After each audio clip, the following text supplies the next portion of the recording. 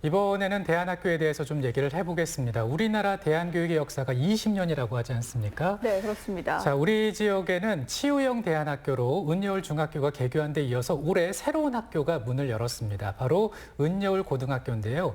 근데 또 이게 의미가 있는 것이 공립 대안학교로 첫 문을 연 것이죠, 우리 지역에. 네, 맞습니다. 네. 그곳의 봄날 그리고 앞으로의 계절엔 어떤 꿈들이 펼쳐지게 될까요? 은여울 중고등학교 신현규 교장과 함께 이야기 나누겠습니다. 네. 안녕하세요. 네, 안녕하세요. 안녕하세요. 네, 은여울 중고등학교 교장 신현규입니다. 네.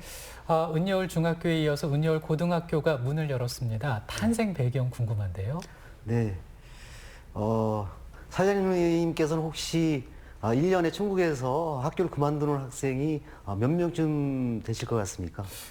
저희 여기 자료 보니까 1000명입니다. 네, 나옵니다. 네, 네. 네, 2018년도에 따르면, 자료에 따르면 1년에 학교를 그만두는 학생이 1000명입니다. 그리고 그중 고등학생들이 845명으로 대다수를 차지합니다. 이런 학생들이 이제 학교를 중도에 그만두고 유해환경에 노출이 되고 또 비행에 가담하고 범죄율을 높이면서 거기에 따른 사회적 비용이 11조가 넘는다고 얘기를 합니다. 네.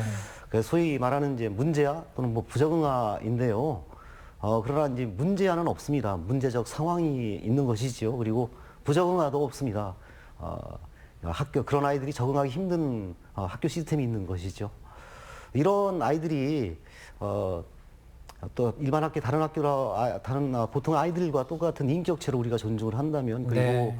또 11조가 넘는 사회적 비용을 절감하기 위해서라도 이런 아이들을 위한 학교가 필요하지 않겠습니까? 네. 그래서 2017년도에 은여울 중학교가 문을 열었고요. 처음에 은여울 중학교 문을 열었을 때 처음에 아이들은 막 뭐 욕하고 부수고 뭐 자해하고 그러던 아이들이 은여울 중학교 시스템 속에서 점차 자신의 꿈을 얘기하기 시작하는 그런 네. 놀라운 어떤 변화를 보이기 시작했습니다. 이런 변화들이 확인되고 또 이제 알려지게 되면서 학교를 그만두는 아이들의 대다수가 고등학생들인데 고등학교도 필요하다라는 요구가 또 쇄도하게 되었고 이것을 교육청이 받아서 올해 이제 은여울 고등학교가 문을 열게 되었고, 그래서 이제는 은여울 중고등학교가 되었습니다. 네.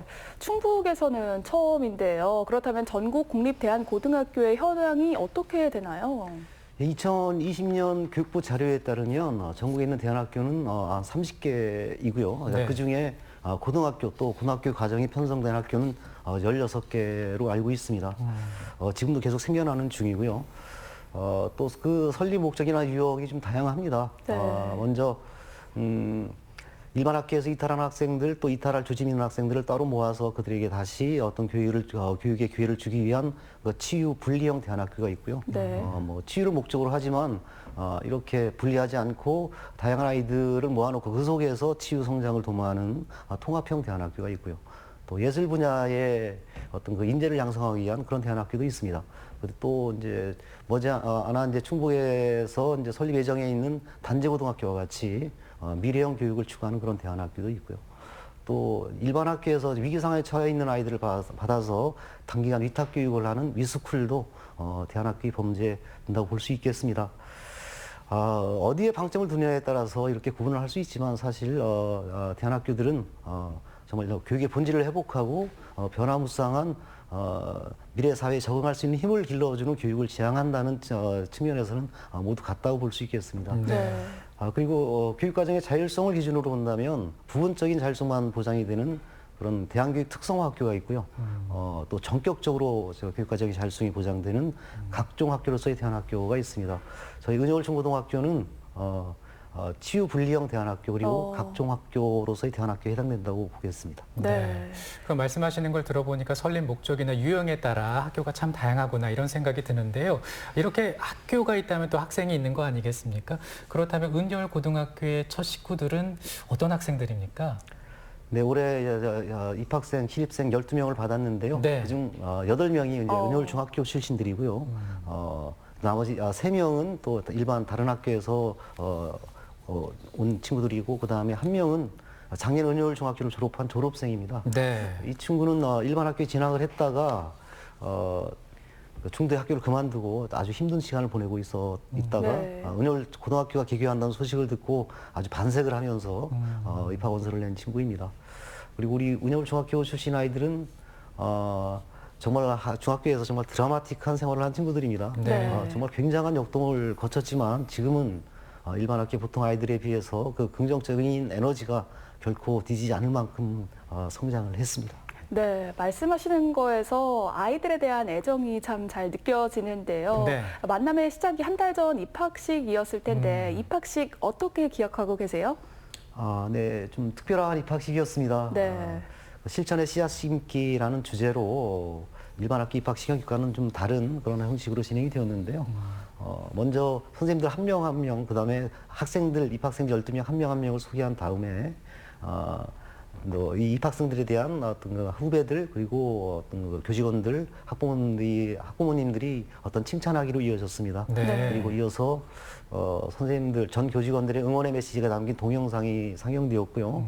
또 고등학교 선생님들이 요즘 유행하는 범 내려온다라는 네. 노래, 네. 네. 별 내려온다로 개설을 그렇군요. 해서 네. 노래와 춤으로 이제 이 입학생들을 따뜻하게 네. 맞이를 했습니다. 그리고 이어서 고등학교 이제 입학생들이 예쁜 편지지에다가 자신의 고등학교 생활에 대한 약속 그리고 3년 후 기대되는 자신의 모습을 적어서 발표를 하고 그것을 타임캡슐에 넣어서 학교 교정 구석에 묻는 것으로 이제 마무리가 되었는데요. 학생들 외에 학부모 한 분이 자기 자녀에 대한 아픈 마음과 그리고 또 고등학교 생활에 대한 응원을 편지로 써서 발표를 하셨는데 네. 그 떨리는 목소리 그리고 그 절절한 내용으로 보는 사람들이 가슴이 먹먹해졌습니다.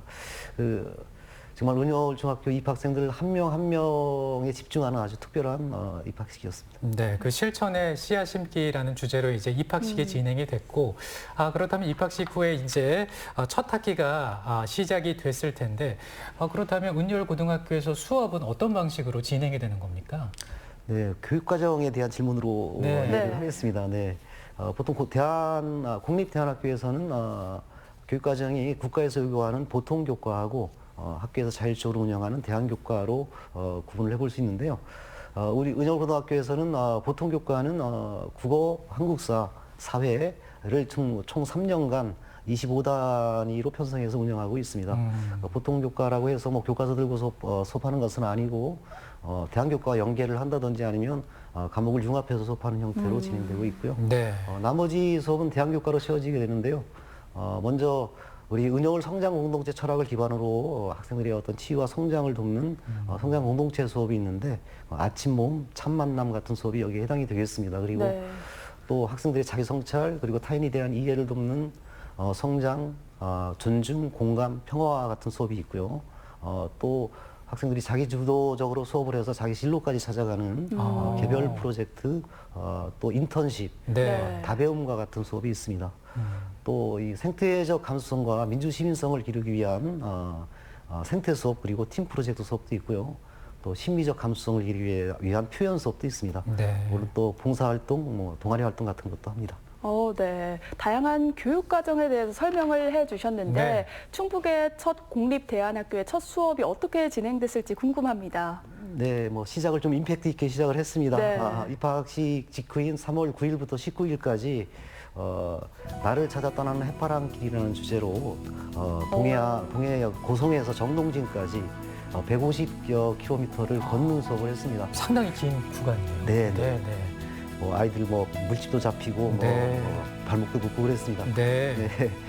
이 12명의 신입생들하고 6명의 고등학교 선생님들, 그다음에 지원조 선생님들 두 분 해서 총 20명이 20km가 넘는 배낭을 메고 고성의 그 가진의 수업장을 출발을 해서 남쪽으로 향해 걸었는데요. 학생들 네. 반응은 어땠나요? 뭐 처음 3일 정도까지는 도대체 내가 왜 걷는지 모르겠다. 힘들었군요. 힘들었으니까. 네. 네네네. 또 뭐 정말 자퇴하고 싶다. 아이고. 정말 상륙 나온다. 아이고. 뭐 이런 등등 막 악에 하더니 네. 한 4일 정도 되면서부터는 아이들이 서로가 서로를 챙겨주는 모습을 보이기 시작했습니다. 그래서 변화가 좀 생긴 거군요. 네네. 네네.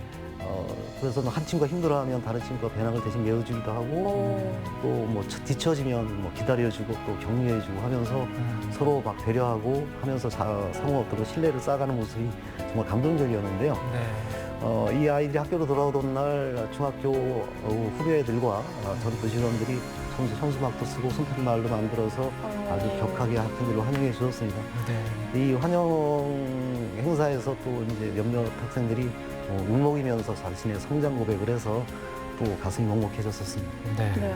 그 150여 킬로미터를 걷는 수업 이렇게 함께 하시면서 또 우리 학생들도 많은 걸 느꼈을 텐데 선생님께서는 특별히 이 여행을 하면서 기억하고 계신 에피소드, 특별한 에피소드가 혹시 있습니까?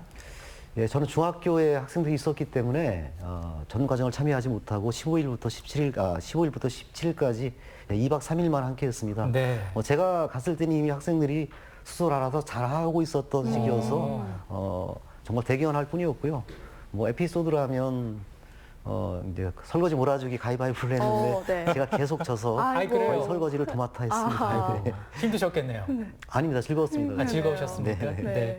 자, 우리 학생들이 이렇게 선생님과 함께 걷기 수업을 하면서 한 발짝 한 발짝 나아가는 인생 수업을 느끼지 않았을까 이런 생각이 드네요. 네, 맞습니다. 학생들이 치유하고 성장하는 것, 그것이 바로 은여울고가 존재하는 이유겠죠. 네. 네, 그런데 정해진 뭐 가이드라인이던가 뭐 본보기 정답이 없기 때문에 교장 선생님을 비롯해서 많은 구성원분들이 좀 힘들 것 같아요. 아닙니다. 이제 물론 정답은 없지만 선례들은 많이 있습니다. 우리나라만 하더라도 대한교육의 역사가 벌써 20년이 넘습니다. 네. 특히 제도권 밖에서 정말 뜻있는 분들이 열정과 헌신으로 많은 교육적 실험들이 이루어졌고요. 또 많은 성과물도 축적이 되었습니다. 다만 이러한 어떤 그 사례들이 선례들이 공교육 안으로 들어와서 어떻게 활착되느냐가 관건인데요. 그래서 이런 노력들도 많이 하고 있는데 충북만 보더라도 150여 명의 어떤 교사들이 충북 대한교육연구회에 자발적인 멤버십으로 모여 있고요. 네. 또 이런 의지들이 모여서 은여울 고등학교가 설립이 된 것이고요. 네. 또 미래교육을 추구하는 단재고등학교 또 잠시 쉬어가면서 어떤 자신의 진로를 모색하는 괴산 목대 전환학교 등도 설립될 예정에 있습니다. 머지않아서 초등학교 교사들 또한 어떤 초등대안학교를 지금 현재 설계하고 있고요. 옥천 같은 곳에서는 옥천의 어떤 그 특색과 요구에 맞는 그런 전환학교에 대한 얘기가 점점 무르익어 가고 있습니다. 네. 아까 해파랑길 걷기 수업 영상을 다 같이 봤는데 네. 다음 수업, 앞으로의 수업은 어떻게 준비하고 계신지 짧게 답변 부탁드릴게요. 네, 해바람길을 다녀온 지난주부터 이제 일상적인 교육 과정이 진행되고 있는데요. 네. 뭐 가령 개별 프로젝트에서는 이제 아이들 스스로 이제 자신의 관심사를 고민하기 시작하는 수업이 이제 시작되었고요. 팀 프로젝트 수업 같은 경우는 기후 위기에 대처하기 위해서 우리가 학교에서 할 수 있는 일이라는 것을 이제 주제로 해서 이제 수업이 지금 시작되고 있습니다. 네. 4월 2일에는 기후위기 전문가를 모셔서 강연도 듣고 또 워크샵도 진행할 예정입니다. 그리고 아웃도어 프로그램으로는 5월 달에 4박 5일 동안 백두대간 충북권을 걷는 것이 예정되어 있습니다. 이런 교육 과정을 통해서 우리 은여울고 아이들이 어떤 자신의 행복한 삶을 찾아서 아주 건강한 민주 시민으로 성장할 수 있도록 도울 것입니다. 뿐만 아니라 제2, 제3의 어떤 은여울 고등학교가 만들어져서 일반 학교에서 지금 현재 어려움을 겪고 있는 친구들도 그렇게 되었으면 좋겠다라는 바람이 있습니다. 네. 마지막으로 아주 간략하게 선생님들께 하고 싶은 말씀 있으십니까? 아주 짧게만 좀 부탁드립니다. 네네. 학생들에 대한 얘기를 많이 했는데 우리 선생님들에 대한 얘기를 잠깐 하자면 우리 선생님들께서는 은여울을 스스로 찾아오는 분들이에요. 그래서 정말 저보다 훨씬 훌륭하십니다. 그래서 저보다 더 열정적이고 창의적이고 또 민주적이고 또 합리적입니다. 그래서 네. 저는 그저 선생님들이 이제 마음 놓고 교육 활동을 할 수 있도록 지지하고 지원하는 것이 제 역할의 최선이라고 생각을 합니다. 네. 이 자리를 빌어 선생님들께 존경한다는 말씀을 드리고 싶고요. 네. 또 학부모님들께 한 말씀 드리자면 우리 아이들이 이제 정말 심리적으로 이제 빨리 안정을 찾고 성장해 나가기 위해선 학교와 학부모님들이 서로 이제 실리 속에서 소통하면서 함께 가야 합니다. 따라서 저희 학교는 언제든지 학부모님들께 손을 뻗고 있습니다. 학부모님들께서도 흔쾌히 그 손을 잡아주시기를 간곡히 부탁드립니다. 네. 네.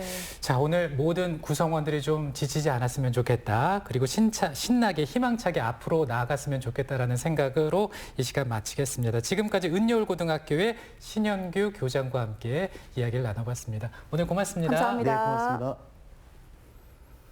네, 재난 상황이 되면 이제 알림 문자를 주지 않습니까? 참 유용한데요. 근데 네. 밤에 잠자다가 이렇게 연달아 오는 재난 문자를 받게 되면 잠을 좀 설치거나 깨는 경우가 있습니다. 이것으로 인해서 좀 무언가 좀 피로감을 느끼는 국민들이 많이 또 늘고 있다고 하더라고요. 네, 그렇습니다. 그래서 행정안전부에서는 오후 10시부터 다음날 7시까지 심야 시간에 코로나19 관련 재난 문자 송출을 제한합니다. 네. 그 시간에 받지 못한 안내사항은 지자체 홈페이지나 SNS 등을 통해서 전하는 걸로 운영 방향이 전환된 건데요.